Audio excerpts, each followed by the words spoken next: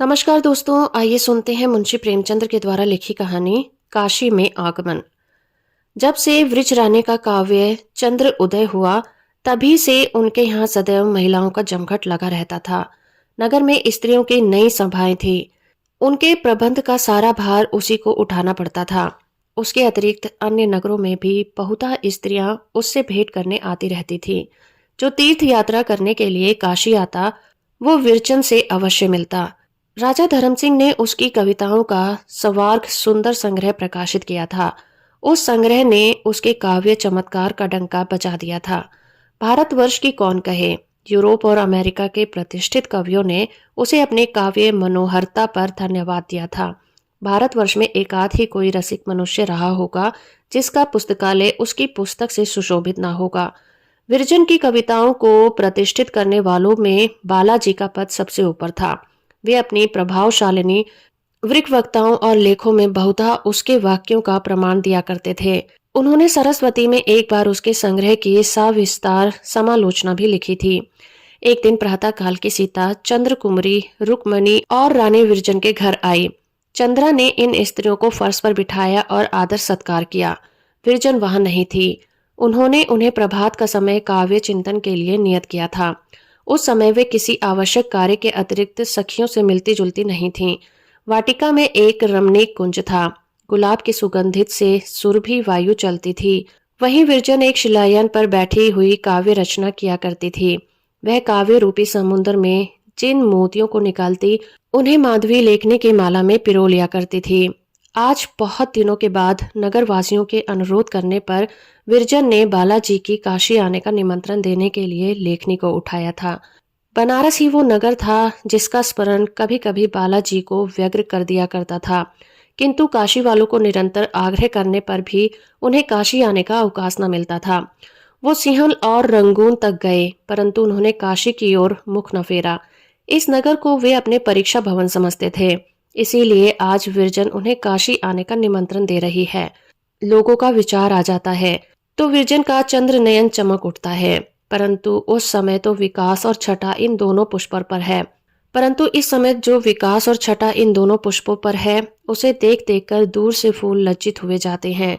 9 बजते बजते विरजन घर में आई। सेवती ने कहा, आज बड़ी देर लगाई। विरजन, कुंती ने सूर्य को बुलाने के लिए कितनी तपस्या की थी। सीता, बालाजी बड़े निष्ठुर हैं, मैं तो उन्हें मनुष्य से कभी न बोलूं। रुक्मणी, जिसने सन्यास ले लिया उसे घर बार से क्या नाता। चंद्र कुंवरी, यहाँ आएंगे तो मैं मुख पर कह दूंगी कि महाशय यह नखरे कहाँ से सीखे। रुक्मणी, महारानी, ऋषि मुनियों का तो शिष्टाचार किया करो, जिह्वा क्या है कतरनी है।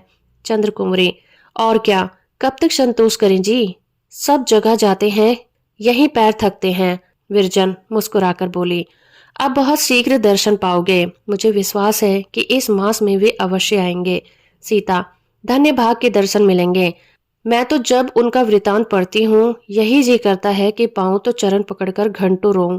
रुक्मणी, ईश्वर ने उनके हाथों में बड़ा यश दिया है। दारा नगर की रानी साहिबा मर चुकी थीं, सांस टूट रही थी कि बालाजी को सूचना हुई। झट आ पहुंचे और क्षण मात्र में उठाकर बैठा दिया। हमारे मुंशी जी उन दिनों वहीं थे। कहते थे कि रानी जी ने कोष की कुंजी बालाजी के चरणों पर रख दी और कहा, आप उसके स्वामी हैं। बालाजी ने कहा, मुझे धन की आवश्यकता नहीं, मेरे राज्य में 300 गौशाएं खुलवा दो। मुख से निकलने की देरी थी। आज दारा नगर में दूध की नदी बहती है, ऐसा महात्मा कौन होगा। चंद्र कुंवरी, राजा नौलखा का तपेदिक उन्हीं की बूटियों से छूटा। सारे वैद्य डॉक्टर जवाब दे चुके थे। जब बालाजी चलने लगे तो महारानी जी ने 9 लाख का मोतियों का हार उनके चरणों पर रख दिया था। बालाजी ने उनकी ओर देखा तक नहीं। रानी, कैसे रूखे मनुष्य हैं। रुक्मणी, हाँ और क्या, उन्हें उचित था कि हार ले लेते, नहीं नहीं कंठ में डाल लेते। विरजन, नहीं, लेकर रानी को पहना देते। क्यों सखी। रानी, हाँ, मैं उस हार के लिए गुलामी लिख देती। चंद्र कुंवरी, यहाँ हमारे पति तो भारत सभा के सभ्य बैठे हैं, 250 रुपए लाख यत्न करके रख छोड़े थे, उन्हें यह कहकर उठा ले गए कि घोड़ा लेंगे। क्या भारत सभा वाले बिना घोड़े के नहीं चलते। रानी, कल ये लोग श्रेणी बांधकर मेरे घर के सामने से जा रहे थे, बड़े भले मालूम होते थे। इतने ही में सेवती नवीन समाचार पत्र ले आई। विरजन ने पूछा, कोई ताजा समाचार है? सेवती, हाँ, बालाजी मणिकपुर आए हैं। एक अहिर ने अपने पुत्र के विवाह का निमंत्रण भेजा था। उस पर प्रयाग से भारत सभा के सभ्यों हित रात को चलकर मणिकपुर पहुंचे। अहिरों ने बड़े उत्साह और समारोह के साथ उनका स्वागत किया है और सबने मिलकर 500 रुपए भेंट भी दिए हैं। बालाजी ने वधू को आशीर्वाद दिया और दूल्हे को हृदय से लगाया। 5 अहिर भारत सभा के सदस्य नियत हुए हैं। विरजन, बड़े अच्छे समाचार हैं। माधवी, इसे काट कर रख लेना। और कुछ? सेवती, पटना के पासियों ने एक ठाकुर द्वारा बनवाया है। वहाँ की भारत सभा ने बड़ी धूमधाम से उत्सव किया। विरजन, पटना के लोग बड़े उत्साह से कार्य कर रहे हैं। चंद्रकुंवरी, गडूरिया भी अब सिंदूर लगाएगी। पासी लोग ठाकुर द्वारे बनवाएंगे। रुक्मणी, क्यों? वे मनुष्य नहीं है? ईश्वर ने उन्हें नहीं बनाया? आप ही अपने स्वामी की पूजा करना जानती हैं। चंद्रकुंवरी, चलो हटो, मुझे पासियों से मिलाती हो, ये मुझे अच्छा नहीं लगता। रुक्मणी, हाँ, तुम्हारा रंग गोरा है ना, और वस्त्र आभूषणों से सजी बहुत हो, बस इतना ही अंतर है कि और कुछ? चंद्रकुमारी, इतना ही अंतर क्यों है? पृथ्वी आकाश से मिलाती हो, यह मुझे अच्छा नहीं लगता। मुझे कछवाहो वंश में हूँ, कुछ खबर है? रुक्मणी, हाँ जानती हूँ, और नहीं जानती थी तो क्या जान गई। तुम्हारे ठाकुर साहब किसी पासी से बढ़कर मल्ल युद्ध करेंगे, यह सिर्फ टेढ़ी पाग रखना जानते हैं। मैं जानती हूँ कि कोई छोटा या पासी भी उन्हें काख तले दबा लेगा। विरजन, अच्छा, अब इस विवाद को जाने दो। तुम दोनों अब आती हो या लड़ती ही हो? सेवती, पिता और पुत्र का कैसा संयोग हुआ है। ऐसा मालूम होता है कि मुंशी शालिग्राम ने प्रताप चंद्र ही के लिए संन्यास लिया था। यह सब उन्हीं कर शिक्षा का फल है। रुक्मणी, हाँ और क्या, मुंशी शालिग्राम तो अब स्वामी ब्रह्मानंद कहलाते हैं। प्रताप को देखकर पहचान गए होगे। सेवती, आनंद से फूले न समाये होंगे। रुक्मणी, यह भी ईश्वर की प्रेरणा थी, नहीं तो प्रताप चंद मानसरोवर क्या करने जाते। सेवती, ईश्वर की इच्छा के बिना कोई बात नहीं होती। विरजन, तुम लोग मेरे लाला जी को तो भूल ही गए। ऋषिकेश में पहले लाला जी ही से प्रताप चंद्र की भेंट हुई थी। प्रताप उनके साथ साल भर रहे होंगे, तब दोनों आदमी मानसरोवर चले गए। रुक्मणी, हाँ, प्राणनाथ के लेख में तो यह वृतांत था। बालाजी तो यही कहते हैं कि मुंशी सजीवन लाल से मिलने का सौभाग्य मुझे प्राप्त न होता तो मैं भी मांगने खाने वाले साधुओं में ही होता। चंद्रकुंवरी, इतनी आत्मोन्नति के लिए विधाता ने सबसे पहले से समान कर दिए थे। सेवती, तभी इतनी सी अवस्था में भारत के सूर्य बने हुए हैं, अभी 25वें वर्ष में होंगे। विरजन, नहीं, 30वां साल है, मुझसे साल भर के जेठे हैं। रुक्मणी, मैंने तो उन्हें जब देखा उदास ही देखा। चंद्रकुंवरी, उनके सारे जीवन की अभिलाषाओं का ओस पड़ गई है, उदास क्यों ना होंगे। रुक्मणी, उन्होंने तो देवी जी से यही वरदान मांगा था। कुंवरी, तो क्या? चंद्रकुंवरी, तो क्या जाति की सेवा गृहस्थ बनकर नहीं हो सकती? रुक्मणी, जाति ही क्या, कोई भी सेवा गृहस्थ बनकर नहीं हो सकती। गृहस्थ केवल अपने बाल बच्चों की सेवा कर सकता है। चंद्रकुंवरी, करने वाले सब कुछ कर सकते हैं, ना करने वाले के लिए 100 बहाने हैं। 1 मास और बीता। विरजन की नई कविता स्वागत का संदेशा लेकर बालाजी के पास पहुंची, परंतु यह न प्रकट हुआ कि उन्होंने निमंत्रण स्वीकार किया या फिर नहीं। काशीवासी प्रतीक्षा करते करते थक गए। बालाजी प्रतिदिन दक्षिण की ओर बढ़ते चले जाते थे। निदान लोग निराश हो गए और सबसे अधिक निराशा विरजन को हुई। एक दिन जब किसी को ध्यान भी न था कि बालाजी आएंगे, प्राणनाथ ने आकर कहा, बहन लो, प्रसन्न हो जाओ, आज बालाजी आ रहे हैं। विरजन कुछ लिख रही थी, हाथों से लेखनी छूट पड़ी। माधवी उठकर द्वार की ओर लपकी। प्राणनाथ ने हंसकर कहा, क्या अभी आ थोड़ी ही गए हैं कि इतनी उद्विग्न हो जाती हो? माधवी, कब आएंगे? इधर से ही होकर जाएंगे ना? प्राणनाथ, यह तो नहीं ज्ञात है कि किधर से आएंगे। उन्हें आडंबर और धूमधाम से बड़ी घृणा है, इसीलिए पहले से आने की तिथि नियत नहीं की। राजा साहब के पास आज प्रातःकाल एक मनुष्य ने आकर सूचना दी कि बालाजी आ रहे हैं और कहा है कि मेरी आगमनी के लिए कोई धूमधाम ना हो, किंतु यहाँ के लोग कम मानते हैं। आगमनी भी होगी और समारोह के साथ सवारी भी निकलेगी, और ऐसी कि इस नगर के इतिहास को याद रह जाए। चारों ओर आदमी छूटे हुए हैं, जो ही उन्हें आते देखेंगे लोग मोहल्ले में टेलीफोन द्वारा सूचना दे देंगे। कॉलेज और स्कूलों के विद्यार्थी वर्दियों पहने और झंडियां लिए इंतजार में खड़े हैं। घर घर पुष्प वर्षा की तैयारियां हो रही हैं। बाजार में दुकानें सजाई जा रही हैं। नगर में एक धूम सी मच गई है। माधवी, इधर से आएंगे तो हम रोक लेंगे। प्राणनाथ, हमने कोई तैयारी तो नहीं की, रोक क्या लेंगे? और यह भी तो नहीं याद है कि किधर से आएंगे। विरजन, आरती उतारने का प्रबंध तो करना ही होगा। प्राणनाथ, हाँ, अब इतना तो करना ही होगा। मैं बाहर बिछावन आदि बिछवाता हूँ। प्राणनाथ बाहर की तैयारी करने में लगे। माधवी फूल चुनने लगी। विरजन ने चांदी का थाल भी धोकर स्वच्छ कर दिया। सेवती और चंद्रा भीतर सारी वस्तुएं क्रमानुसार सजाने लग गई। माधवी हर्ष के मारे फूली नहीं समाती थी। बारंबार चौक चौक कर द्वार की ओर देखती कि कहीं वो आ तो नहीं गए हैं। बार बार कान लगाकर सुनती थी कि कहीं ध्वनि तो नहीं बजती।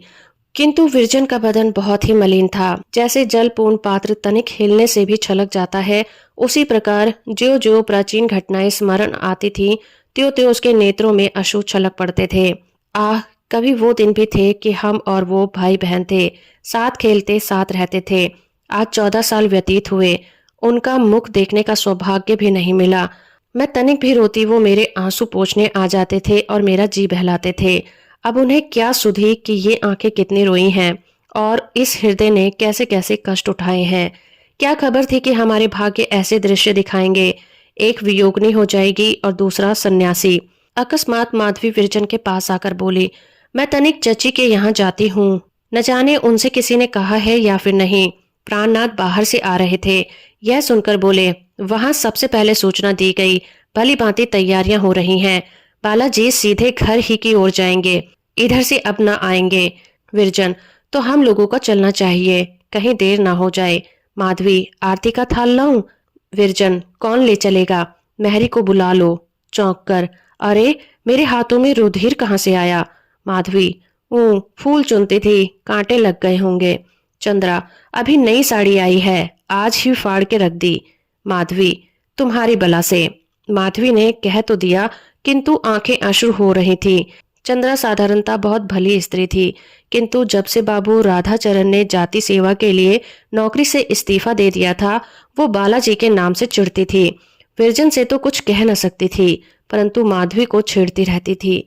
विरजन ने चंद्रा की ओर घूरकर माधवी से कहा, जाओ संदूक से दूसरी साड़ी निकाल लो, इसे रख आओ। राम राम, मार हाथ छलनी कर डाले हैं। माधवी, देर हो जाएगी, मैं इसी भांति चलूंगी। विरजन, नहीं, अभी घंटा भर से अधिक अवकाश है।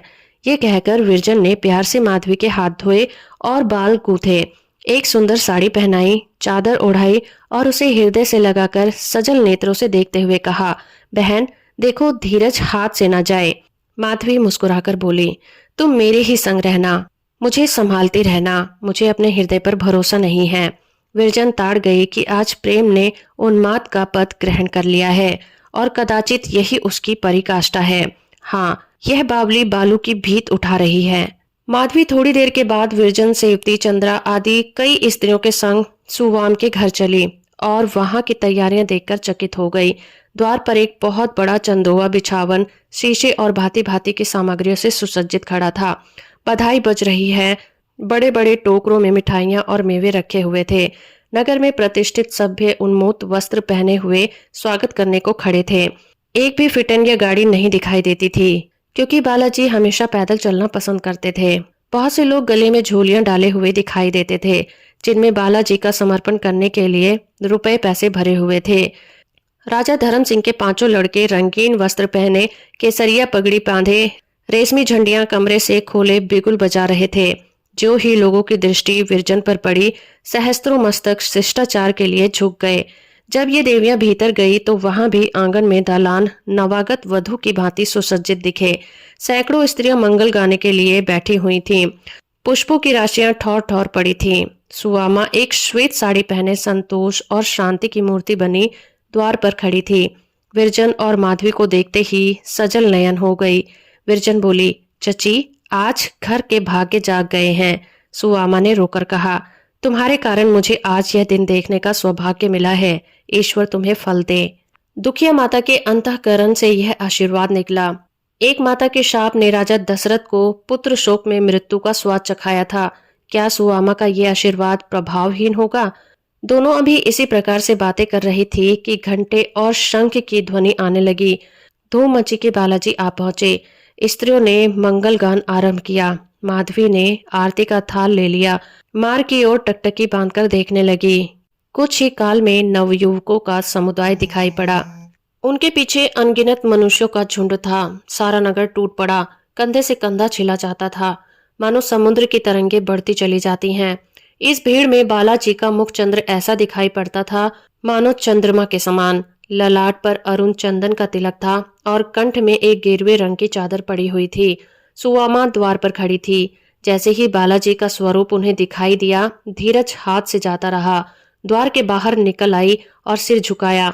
नेत्रों से मुक्त हार गुंथनी बालाजी की ओर चली। आज उसने अपना खोया हुआ पाल पाया है। वह उसे हृदय से लगाने के लिए उद्विग्न है। सुवामा को इस प्रकार आते देखकर सब लोग रुक गए।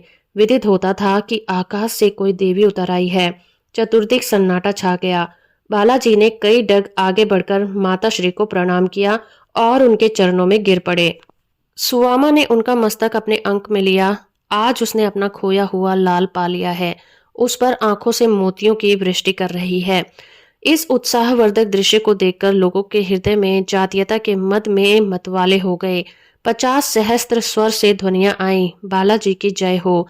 मेघ गर्जा और चतुर्दिक में पुष्प वृष्टि होने लगी। फिर उसी प्रकार दूसरी बार मेघ की गर्जना हुई। मुंशी शालिग्राम की जय। और सहस्त्र मनुष्य स्वदेश प्रेम के मद में मतवाले होकर दौड़ पड़े और सुवामा के चरणों की रज माथे पर मिलने लगे। इन ध्वनियों से सुवामा ऐसी प्रमोदित हो रही थी जैसे महुवर के सुनने में नागिन मतवाली हो जाती है। आज उसने अपना खोया हुआ लाल पाया है।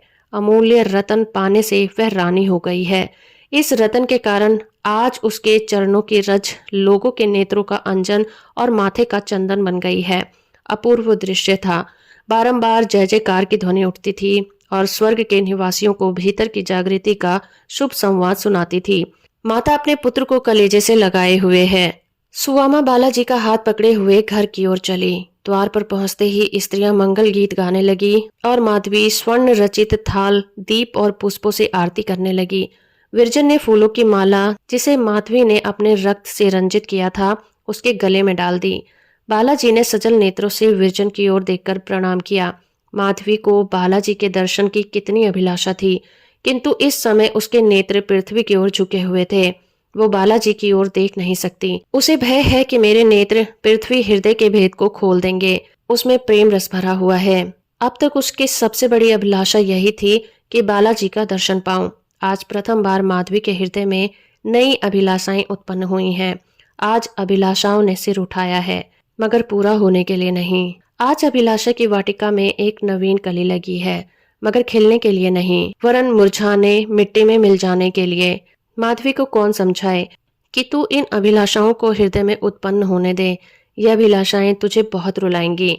तेरा प्रेम काल्पनिक है। तू उसके स्वाद से परिचित है। क्या अब वास्तविक प्रेम का स्वाद लिया चाहती है?